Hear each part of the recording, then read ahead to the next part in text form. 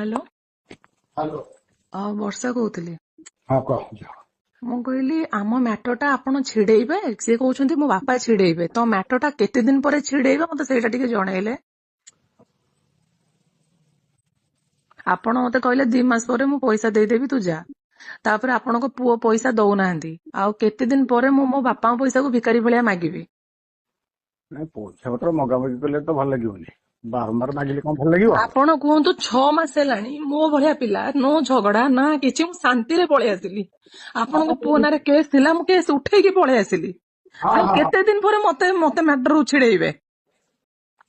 ମୁଁ ଗୋଟେ ଝିଅଟା, ମୋ ବୟସ ବି ସରୁଛି, ଆଉ କେତେ ଦିନ ଆପଣ ମତେ ଝୁଲେଇକି ରଖିବେ?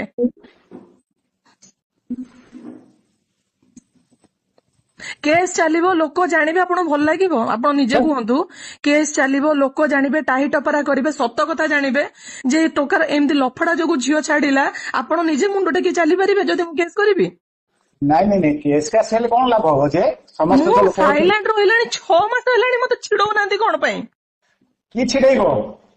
ମତେ କହୁଛନ୍ତି ମୋ ବାପା ଆସି କଥା ହେବେ। ହଁ, ତମ ବାପାଙ୍କୁ ଡାକ, ଆମେ 2 ଜଣ ଆମେ ବସିବା। ତ କଥା ହେଲେ, କୋର୍ଟରେ ବସିଲେ, ସବୁ ମ୍ୟାଟର ଛିଡିଲା, ଆଡଭୋକେଟ ବସିଲେ, ଆପଣ ପୁଣି 2 ଜଣ ବସିକି କଣ କଥା ଛିଡେଇବେ? ଆମର ତ ଯାହା କଥା ଛିଡିବ କୋର୍ଟରେ ଛିଡିବ। ଆରେ ସେ କୋର୍ଟରେ ଛିଡିବ ଯେ, ଏ ଯୋଉ ଦବା ନବା କଥାଟା, ହଁ, ଏଇ ଯୋଉ ଆମର ବା ପଇସା ଦବା ନବା, ବାପା ବୋଉଙ୍କ ଭିତରେ ଦବା ନବା କଥା ନାହିଁ। ଆପଣ ବା ଆମ ଆଡଭୋକେଟ ସାଥିରେ କଥା ହେବେ, ସେଇଠି ଏଗ୍ରିମେଣ୍ଟ କରିବେ, କାଳେ ମୁଁ ପଇସା ନେଇ ଠକିଦେବି, କାଳେ ମୁଁ ମିଛ କହିବି, କାଳେ ମୁଁ ଫାଙ୍କି ଦେବି, କାଳେ ମୁଁ ଆପଣଙ୍କ ପୁଅକୁ ହଇରାଣ କରିବି। ସେଇଟା କୋର୍ଟ ପେପରରେ ସତ କଥା କହିବ ନା କଥାରେ କଥାରେ ସତ କଥା ବାହାରିବ? କୋର୍ଟ ହବ, ଭଦ୍ର ଲୋକ ହେବେ। ବାହାଘର କଣ କୋର୍ଟ କରିଥିଲା? କୋର୍ଟ ହିଁ, ବାହାଘର କୋର୍ଟ କରିଥିଲା? ବାହାଘରର ସାର୍ଟିଫିକେଟ ଆମର କୋର୍ଟ ହିଁ କରିଥିଲା। ପ୍ରଥମ ବାହାଘରଟା ଆମର କୋର୍ଟ ହିଁ କରିଥିଲା। ଆମ ବାହାଘରକୁ ଭଦ୍ରଲୋକ ବି କେହି ଆସିକି କରିନଥିଲେ, ମୋ ବାପା ବସି କରିଥିଲେ। ଆପଣ ଆସିକି ଆଡଭୋକେଟ ହାତରେ ବସିକି କଥା ହଉନାହାନ୍ତି। ମୋ ବାପା ବସିଥିବେ, ଆଡଭୋକେଟ ବସିଥିବେ, ଆପଣ ବସିଥିବେ, ପରଫେକ୍ଟ ନିୟମରେ କଥା ବାହାରିବ। ଆଉ ମନ ଇଚ୍ଛା ଆମେ କଥା ବାହାର କଲେ କିଛି ତ ଲାଭ ନାହିଁ ନା। ନାଇଁ ନାଇଁ, ମନ ଇଚ୍ଛା କଥା କଲେ କଣ ହବ? ଆମେ ଗୋଟେ ମନ ଇଚ୍ଛା କହିଦଉଥିବୁ, ଆପଣ ଗୋଟେ ମନ ଇଚ୍ଛା କହିଦଉଥିବେ, କଥା କେତେ ଦୂର ଠିକ ହବ? ନାଇଁ ନାଇଁ ନାଇଁ, ସେଇଟା ଠିକ ନୁହଁ, ବୁଝିଲି।